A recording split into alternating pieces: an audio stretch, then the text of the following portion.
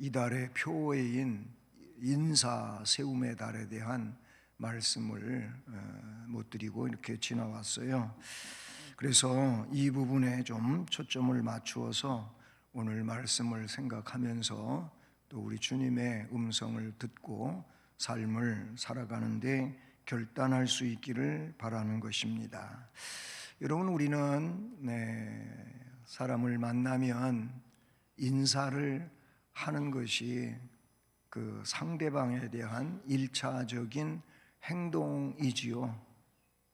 그래서 집에서도 자녀들에게 밖에 나가면 동네 어른들한테 인사해라, 인사를 해라.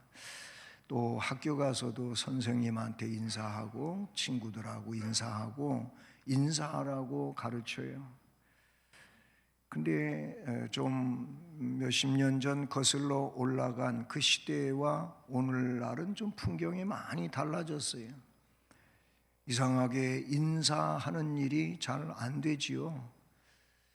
가르치지 않는 것도 아닌 것 같은데, 가르치기는 가르치는 것 같은데 아이들이 잘 인사 안 해요. 또 젊은이들도 인사를 잘 안 하는 분들도 없지 않아 있습니다. 근데 사람과 사람의 관계 속에서는 인사하는 일이 1차적인 내용이다 라는 것이죠. 그 인사가 뭐냐? 저는 인사는 단순히 만난 사람에게 안녕하세요, 이 기본적인 그런 고개를 끄덕이고 그리고 그런 말을 하면서 지나치는 것이 인사는 아니다. 저는 그렇게 생각을 합니다. 이 인사라고 하는 속에는 상대방에 대한 존중감이 있다는 거예요. 상대에 대한 존중을 가지고 그를 향하여 인사를 한다. 존중. 그것만이 아니고 물론 인사 속에는 그 사람에 대한 배려도 있고 사랑도 있고 그리고 친절도 그 속에 담겨져 있다. 그러니까 상대를 존중하고 사랑하고 그리고 배려하고 친절하기 때문에 그에게 인사를 건네는 것이지요. 왠지 반가운 사람을 만나면은 정말 그 마음이 열리고 그를 향하여 그런 마음으로 인사를 하지 않습니까? 근데 그렇지 못한 사람은 괜히 인사하는 것보다는 그냥 비켜 지나가고 싶어 하고 그냥 못 본 채 하고 갈 수도 있고 그래요. 근데 우리 성도들은 이미 하나님으로부터 무한한 사랑을 받은 자들로서 하나님께서 사도들을 통하여 우리에게 가르쳐준 말씀이 무엇입니까? 서로 사랑하라라는 겁니다. 사랑하라는 거예요. 그러니 사랑하라고 했기 때문에 그 사랑을 가지고 상대를 존중하면서 인사를 해야 된다. 이 초대교회가 바로 그런 교회가 아니었나, 오늘 말씀에 너무나도 잘 나타내주고 있다는 것이죠. 오순절 이후라고 하는 것은 그들에게 하나님이 성령, 영으로 임하셨잖아요. 성령 하나님께서 그들에게 강력하게 임하셨으므로 이들에게는 목숨이, 주를 위하여 목숨도 아깝지가 않은 거예요. 그래서 이 신앙만큼은 어떤 박해가 있어도 이거를 지켜야 된다는 거예요. 이런 분들끼리 이제 공동체가 형성이 된 거예요. 바로 그게 초대 교회란 말입니다. 그러니 이들 속에는 이심전심이에요. 똑같은 마음이 있어요. 지금 우리가 언제 이런 박해 속에서 목숨을 잃을지 모르는 상황이라는 겁니다. 거기에 모인 사람들은 다 그런 사람들이에요.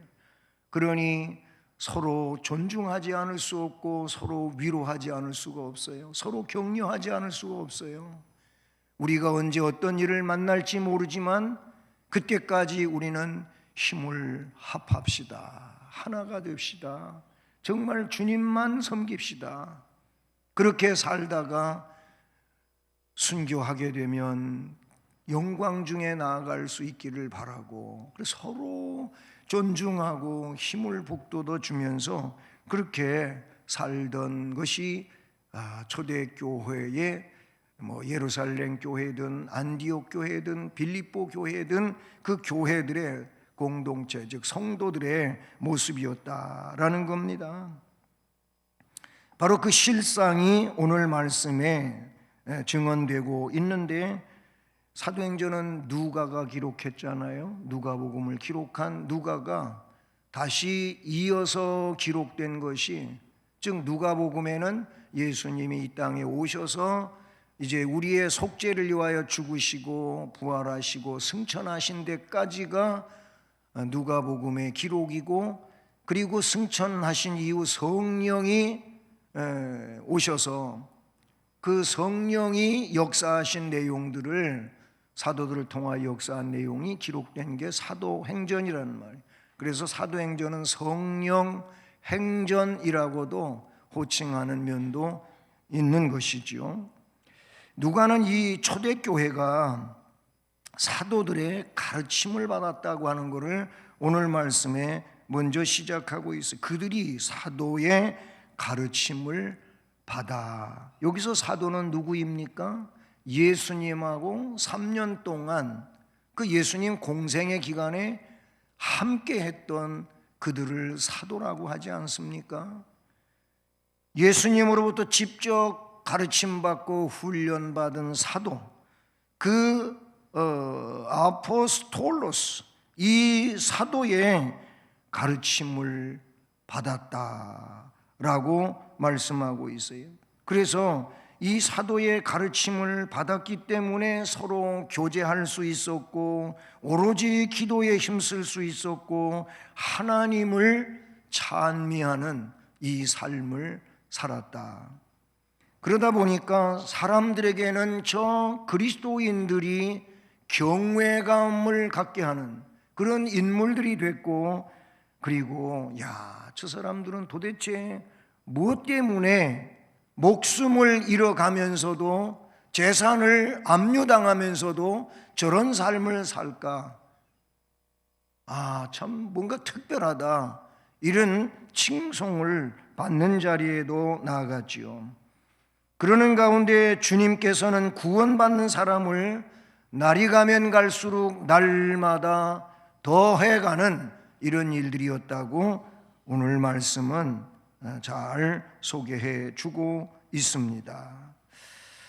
여러분, 오늘 말씀에서 먼저 이 말씀을 생각해 볼 때 그 기반이 뭘까? 그 기초가 뭘까? 라고 하면 46절 말씀을 먼저 우리는 생각을 해야 될 것 같습니다. 말씀해 보니까 날마다 마음을 같이하여 성전에 모이기를 힘쓰고, 그 다음에 성전에서 모였던 그들이 흩어지면 집으로 가는 거 아니겠습니까? 그래서는 또 집에서 떡을 떼며 기쁨과 순전한 마음으로 음식을 먹고, 이런 말씀이 46절에 기록되고 있습니다. 이 말씀에서 나타내 주는 것이 무엇입니까? 여기서는 모임을 이야기하고 있어요. 모임. 그 다음에 42절 말씀에 그들이 모여서 뭐 했어요? 사도들의 가르침을 받았다는 겁니다. 가르침은 다른 게 아닌 말씀입니다. 말씀 교육이 있었다, 그 말이지요. 그리고 나서 오로지 기도하기를 힘썼다. 이런 내용을 볼 때 모임과 말씀과 기도, 여기에 힘쓰는 초대교회의 성도들의 모습이 담겨져 있습니다. 그렇습니다. 신앙인들은 각자 플레이하는 것이 아닙니다. 주께서 이미 우리에게 주신 지침이 있어요. 그 지침에 따라서 먼저 해야 할 일은 모임이에요. 모임. 이 성전에 모이기를 힘썼다. 본문은 어떻게 표현합니까? 날마다 그랬어요. 뭐 예를 들어 우리 교회로 이야기한다면 우리 교회에 날마다 모이는 거는 새벽 예배가 아닌가 이렇게 생각해요. 그런데 옛날에는 새벽 예배 인원이 교회의 11조라고 하는 말이 있었어요. 100명이 모이면 10명이 새벽 기도한다 그 말이에요. 날마다 새벽 기도하는 사람이 100명 중에 10명, 1000명이면 100명. 그런데 그것도 오래전 말이에요. 지금은 11조도 안 돼. 그런데 우리 교회는 11조는 돼요. 물론 새벽 기도를 많이 모이는 그런 교회도 드물게 있기는 하지만은 우리 교회는 날마다 모이는 모임은 새벽 예배예요. 뭐 그 외에 주일 예배가 있고 주일 예배도 오전 1, 2부가 있고 오후 찬양 예배가 있고 그런데 오전에만 한 번 드리면은 그걸로 끝나는 사람들도 없지 않아 있습니다. 오후 예배는 나하고 상관이 없다고 생각하는 사람도 있어요. 그런데 성경의 말씀대로 모일 때마다 모이는 자의 신앙은 더 말씀 안에서 잘 자라날 수밖에 없는 것이지요. 그것이 바로 모임에 대한 인식이어야 할 줄로 믿습니다. 날마다 그것도 뭐예요? 두 번째 지적되는 게 가르쳐 주는 게 마음을 같이 했다는 거예요. 이 마음을 같이 했다고 하는 이 휘포디마돈이라고 하는 단어는 어떤 뜻이냐면 다 같이 그런 말이에요. 다 같이 모였다 그 말이에요. 그러니까 하나님의 부름을 받은 그 하나님의 백성들이 똑같은 마음 가지고 성전에 모여들었다 그 말인 것이지요. 예. 뭐 우리 주보를 간단하게 만들고 그러다 보니까 순서들은 나열되어 있지만은 예를 들어서 주보에 묵상기도 다 같이만 돼 있고 그 다음에 다 같이라고 하는 말은 다 생략이 되어 있어요. 찬송도 몇 장을 다 같이 그 전에 주보에는 그렇게 나와요. 다 같이 신앙고백, 사도신경 신앙 고백을 이 사도신경 가지고 신앙을 고백하는데 그것도 다 같이 이렇게 그전 주보에는 쓰여져 있었어요. 헌금 다 같이 이렇게 돼 있어요. 그 같은 의미라 그렇게 볼 수가 있어요. 휘포디마돈이라는 그런 단어와 같은 의미예요. 그거를 본문에서는 마음을 같이 하여라고 말씀하고 있지요. 그러면 날마다 마음을 이렇게 함께 해서 성전에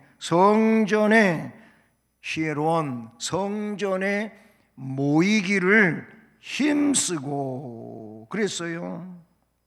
예, 프로스카르테레오라고 하는 이 단어는 뭔 얘기냐면 머무르다 그런 의미를 가지고 있어요.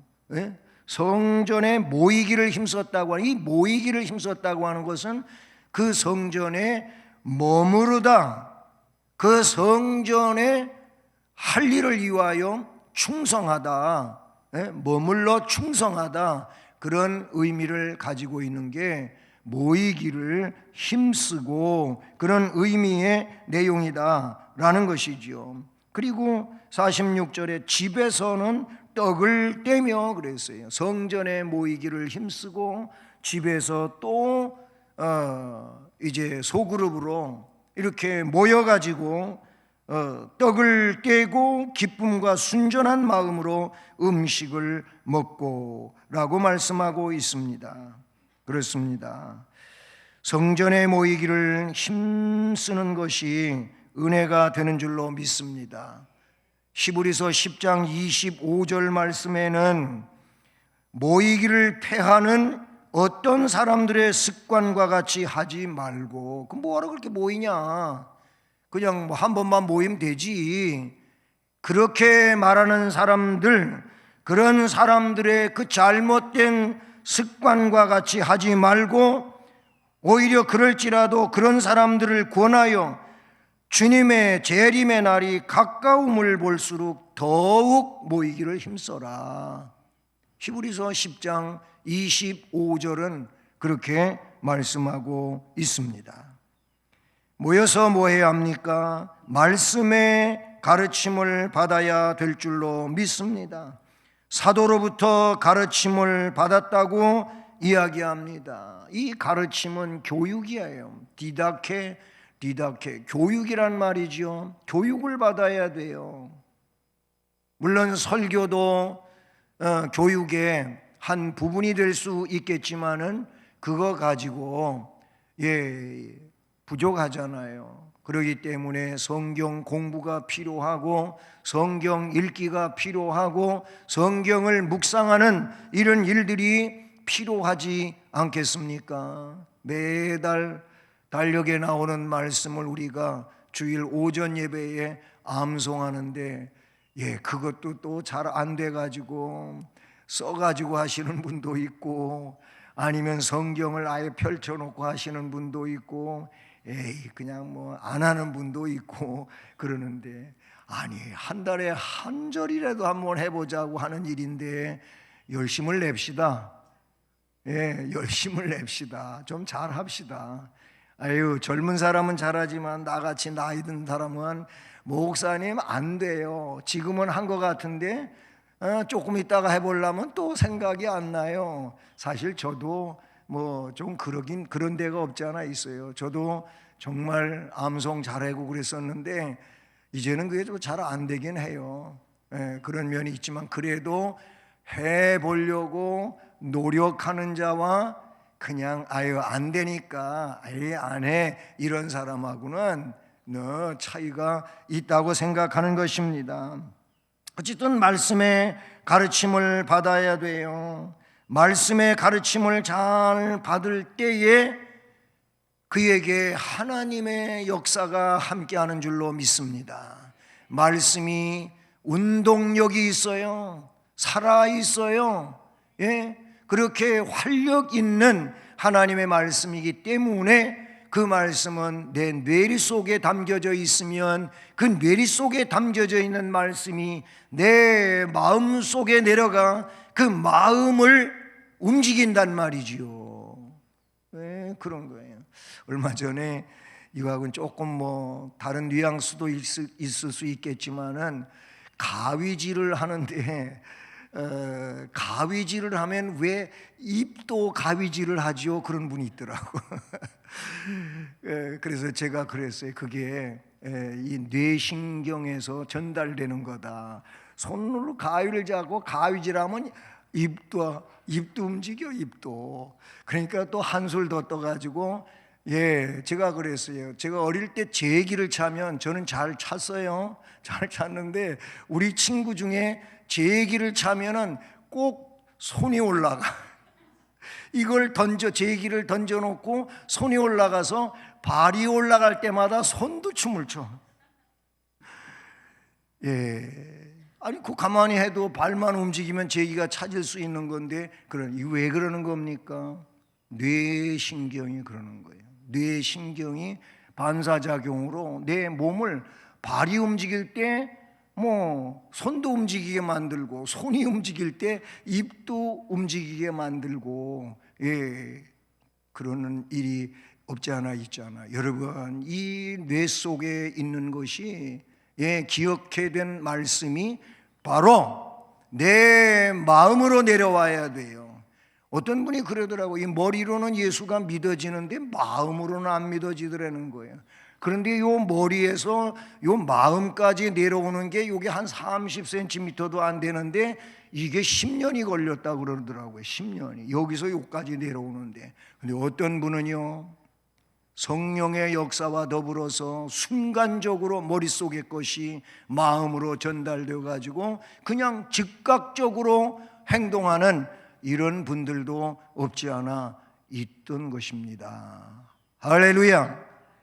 여러분, 말씀의 가르침을 받아야 그래야 바람직한 신앙인이 되고 주님 기뻐하시는 일꾼이 되고 하나님께 영광을 돌리는 심령이 될 줄로 믿는 것입니다. 초대교회가 그랬어요. 모이기를 힘쓰고, 그리고 모여서 사도로부터 디닥 교육을 받고, 그러다 보니까 말씀을 제대로 들어 은혜를 받으니까 이거 기도하지 않으면 안 되겠구나 생각이 드는 거예요. 기도는 왜 하는 거지? 그러는 분도 있어요.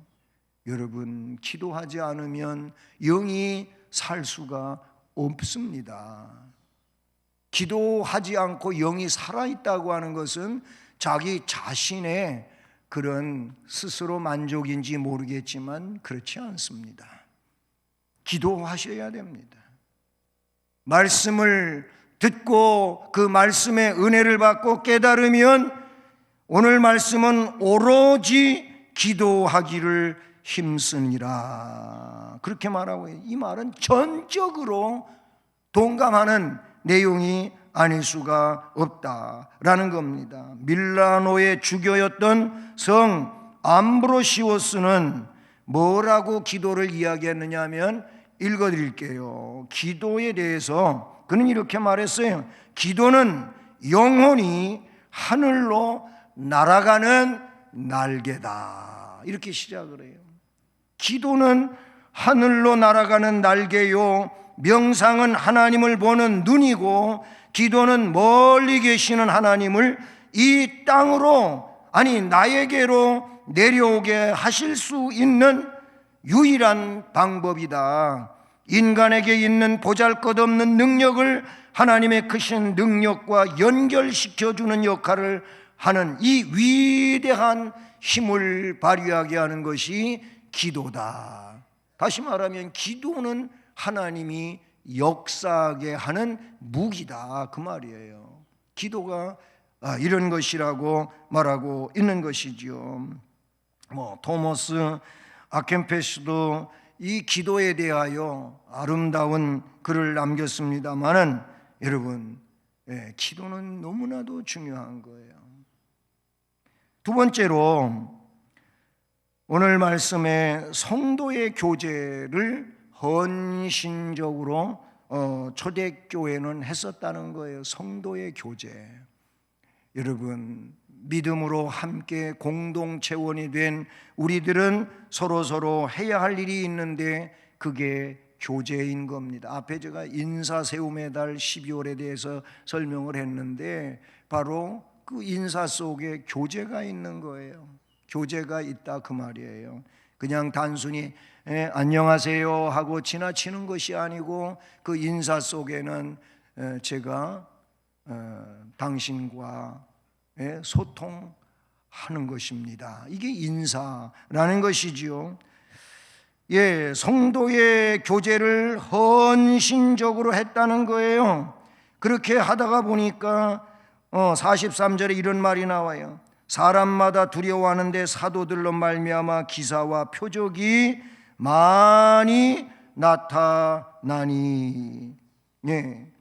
기사와 표적이 나타나는 초대교회의 모습을 보게 되는 것입니다. 그들의 입속에 있는 말씀이 기적을 행하였으며 하나님께서 그들의 사역에 복을 주셨습니다. 사도행전 5장 15절을 보시면 사도 베드로에게 하나님께서 능력으로 역사하셨던 내용이 나오는데, 심지어 병든 사람을 사람들이 메고 거리에 나가서 침대와 요 위에 누워놓고 베드로가 지나갈 때 그 베드로의 그림자라도 누워 있는 사람에게 지나가면, 덮이면, 그림자가 이렇게 쓱 지나가면 치료를 받을 것이다, 이런 믿음이 그들에게 있었다는 거예요. 그래서 사람들을 데려다가 거리에 뉘어놔요. 베드로가 지나갑니다. 그러다가 보니까 그들에게 기적이 일어났어요. 데리고 와서 다 나음을 얻으니라. 사도행전 5장 15절 이하에 나타내주고 있는 내용이, 베드로를 통해서만 그런 게 아니고 사도행전 19장 11절 12절을 보니까 바울을 통해서도 그런 역사가 있었어요. 하나님이 바울의 손으로 놀라운 능력을 행하게 하시니 바울의 손수건이나 앞치마를 병든 사람에게 얹어 놓으면 병이 떠나가고 악귀도 나가더라. 아멘.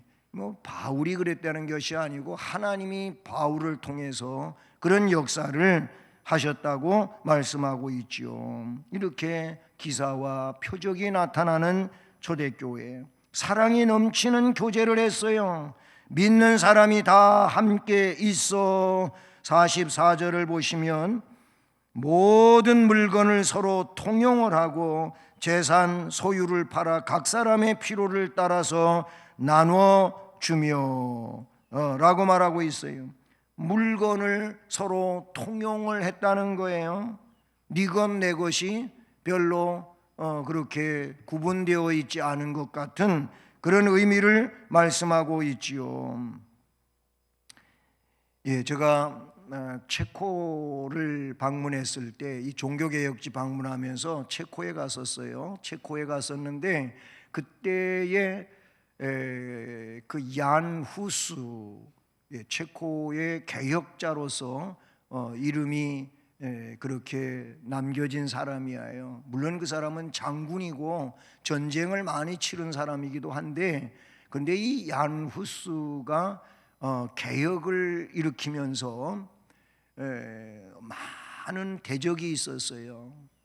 그래서 얀 후스는 자기를 따르는 사람들하고 지하 동굴로 들어갑니다. 제가 그 동굴을 갔다가 왔어요. 그런데 그 동굴 입구에 이쪽에도 이쪽 좌우에 오크통 있잖아요. 그 포도주 통 말이에요. 그 통이 커다란, 제 키보다도 더 큰 막 그냥 둥그런 오크통이 양쪽에 딱 있어요. 좀 궁금한 거예요. 뭐 맨날 이 사람들이 포도주만 먹고 살았나 궁금했어요. 그래서 제가 물었어요. 예, 그 인솔하고 있는 가이드에게 이 오크통은 도대체 뭡니까? 그랬더니 그거예요. 궁금하시죠? 그러면서 대답을 해 주는데, 그 통은 이 공동체 안으로, 얀 후스가 이끄는 이 개혁 공동체 안으로 들어오는 사람들은 자기 재산을 그 오크통에다가 다 놓고 들어오는 겁니다. 그러니까 그 공동체의 일원이 되기 위해서는 전부 기부하는 거예요. 그리고 함께하는 그런 것이, 그 오크통이 그런 통이라고 이야기를 하더라고요. 초대교회가 했던 것처럼 얀 후스가 중세 개혁을 일으킬 때에도 그런 일을 했었음을 그 내용 속에서 알 수가 있었지요. 서로 통용하는 거예요. 함께 재산을 나누어 쓰면서 개혁을 하고 신앙을 지키고 그랬었다는 사실이지요. 재산과 이 소유를 나누어 줘요. 45절에 팔아서, 재산과 소유를 팔아서 각 사람의 필요를 따라 나누어 주며, 그리고 46절에 애찬을 나누었어요. 집에서 떡을 떼며 기쁨과 순전한 마음으로 음식을 먹었다라고 말씀하고 있지요. 이게 얼마나 정말 훌륭한 일입니까? 이게 초대교회에 있었던 일이고 신앙 공동체가 누려야 하는 그런 일들이라고 볼 수가 있는 것이지요. 마지막으로 이들이 행한 일은 뭡니까? 하나님을 찬미했었다는 겁니다. 47절 마지막 절에 하나님을 찬미하며 라고 되어 있어요. 온 백성에게 칭송을 받으니 주께서 구원받는 사람을 날마다 더하게 하시니라. 찬양한다는 겁니다. 그렇습니다. 우리가 할 일은 말씀의 교육을 받고 그리고 그 교육 속에서 헌신적인 신앙의 삶을 살아가면서 그렇게 할 수 있게 해주신 하나님을 찬양하는 겁니다. 찬양하는 거예요. 날 구원하신 예수를 영원히 찬송하겠네. 영원히 찬송하는 거예요. 은혜 받으면 그 주님을, 나에게 생명의 은혜를 주신 주님을 찬양하지 않을 수가 없는 것이지요. 찬미했어요. 그렇습니다. 헬라어의 아이네오라고 하는 이 단어는 언급하다, 명예롭게 말하다, 그러니 찬양하는 것이다 라고 볼 수밖에 없는 것이지요. 그렇습니다. 70인역에서 이 아이네오를 할랄로, 히브리어 할랄로 번역을 했잖아요. 뭐 할렐루야, 거기에 할랄 같은 내용이 되는 것인데요. 느헤미야 12장 37절과 역대하 20장 21절에 그 할랄의 완곡한 표현이 나타나기도 하지요. 신약 성경에서는 아이네오, 이 동사가 8번 정도 나오는데 개인에 대하여, 단체, 공동체, 천사들, 이들이 드리는 찬송과 기도에서 하나님께 대한 기쁜 찬양으로 표현되어지고 있다는 사실이죠. 하나님을 찬미하고 하나님께 영광 돌리는 찬양의 공동체는 백성들에게 칭찬을 받을 뿐만 아니라 주님께서 구원받는 사람을 날마다 더하게 하시는 줄로 믿습니다. 사랑하는 여러분, 우리가 초대교회를 담자고 하는 그런 표도 같기도 하고, 뭐 초대교회로 돌아가자 그런 표현을 갖기도 하고 하는데, 정말 이 신앙이 우리 안에 새롭게 전수되면서 은혜의 삶을 살아가는 이 시대에 시대적 사명을 다하는 은혜자들이 될 수 있기를 바라는 것입니다. 모쪼록 우리가 사랑으로 서로 존중하고 섬기는 가운데 아름다운 이 교제를 이루고 주의 역사를 더 흥왕하게 만들어가는 주님의 공동체가 되기를 바라는 것입니다. 그러기 위해 말씀의 가르침과 그리고 그 가르침을 통한 삶을 내 삶의 반경 안에서 좀 더 효율적으로 구체화시켜가는 이런 은혜자가 되어야 할 것입니다.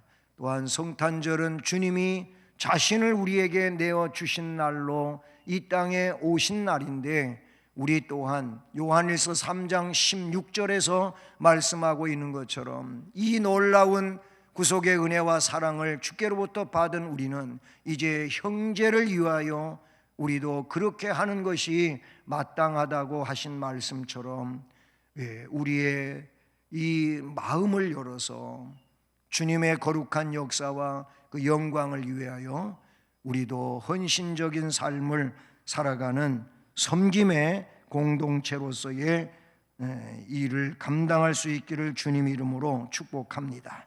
은혜로우신 하나님 아버지, 감사합니다. 오늘도 우리가 주일 예배를 드리며 초대교회